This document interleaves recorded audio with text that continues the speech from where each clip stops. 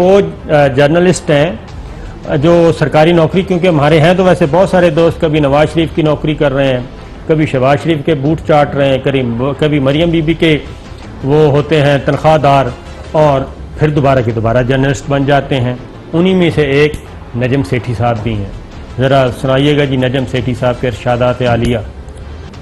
اس وقت جبکہ ایک قسم کا ہندوستان نے پاکستان کے اوپر وار ڈکلیئر کر دی ہے کہ آپ کی ساری جو اگریمنٹس تھی اس کے ساتھ چھٹی کرا دی، اگر لائن آف کنٹرول کو ہی ختم کر دیا ہے تو وار ہی ہو گیا نا۔ انہوں نے کہا جی یہ نہیں ہے، یہ ہے انٹرنیشنل بارڈر ہے، یہ آپ کی تو ساری پوزیشنز خراب الٹا دی انہوں نے۔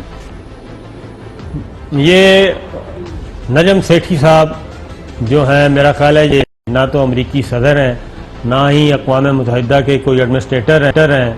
یہ کہہ رہے ہیں کہ لائن آف کنٹرول کا سٹیٹس ہی ختم ہو گیا، یہ تو انٹرنیشنل بارڈر ڈکلیئر کر دیا اور وہ ہو گیا۔ یہ چوئی صاحب ایک تو یہ بتائیں، یہ جو ہمارے دانشور ہمارے دوست ہیں یہ مودی کے ایجنڈے کی اس کو پاکستان پر امپوز کرنے میں لگے ہوئے ہیں۔ آپ اسلام آباد میں جو بینر لگواتے ہیں یہ تو ان کے بہن بھائی ہیں۔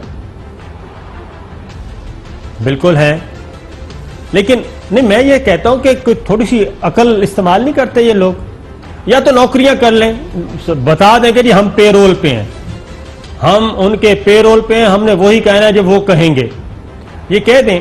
اور اگر نیور فری یہ گھس بیٹھیے جو ہیں ہماری صفوں میں، میں اپنے تمام دوستوں کو کہوں گا یہ کم از کم ایسے گھس بیٹھیوں کو تو نکالیں نا جی، جو جب دل کرتا ہے وہ نوکر بن جاتے ہیں کسی سیاست کے، کسی حکومت کے، کبھی وفاقی حکومت کے نوکر، کبھی صوبائی حکومت کے نوکر، جب دل کرتا ہے دانشور آ کے بن کے بیٹھ جاتے ہیں اور لیکچر دے رہے ہوتے ہیں، اور وہ بھی جہالت پر مبنی۔ جوش صاحب چلے یہ مان لیتے ہیں کہ آپ اکیلے سکرات اور بکرات ہیں، جے اور ویرو ہیں، سنتا سنگھ اور بنتا سنگھ ہیں، اور باقی سارے بے وقوف ہیں۔ دانشوری آپ کو ورثے میں ملی ہے، آپ کسی کی نوکری نہیں کرتے، آپ کسی کے پیرول پر بھی نہیں ہیں، بہت بڑے تجزیہ نگار ہیں۔ تو سوال یہ کہ کیا آپ کے سوا کسی اور کو پاکستان میں رہنے کا حق نہیں؟ تو کیا باقی سب کو پاکستان سے اٹھا کر باہر پھینک دینا چاہیے؟ اگر نجم سیٹھی کے تجزیے سے یا موقف سے آپ کو اتفاق نہیں، مجھے بھی کئی بار نہیں ہوتا، لیکن غداری کے فتوے لگانے کا حق کس نے آپ کو دیا ہے؟ میں سمجھتا ہوں یہ بڑی زیادتی ہے۔ آپ کسی کی بھی حب الوطنی پر سوالیہ نشان لگا دیں، یہ درست عمل نہیں ہے۔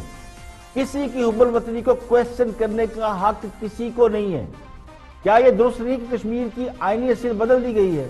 آرٹیکل 370 ختم کرنے سے کشمیر کا سٹیٹس بدل گیا ہے، تو پھر ان معاہدوں کی حیثیت کیا رہ جاتی ہے جو کشمیر کی بنیاد پر پاکستان اور بھارت میں ہوئے؟ ہماری تو فوج کہہ رہی ہے کہ آرٹیکل 370 کو پہلے بھی ہم نہیں مانتے تھے، یہ تو کشمیر کو ساتھ رکھنے کا ڈھونگ تھا، تو جس بات کو ہم پہلے نہیں مانتے تھے اب اس کے لیے شور کیوں مچا رہے ہیں؟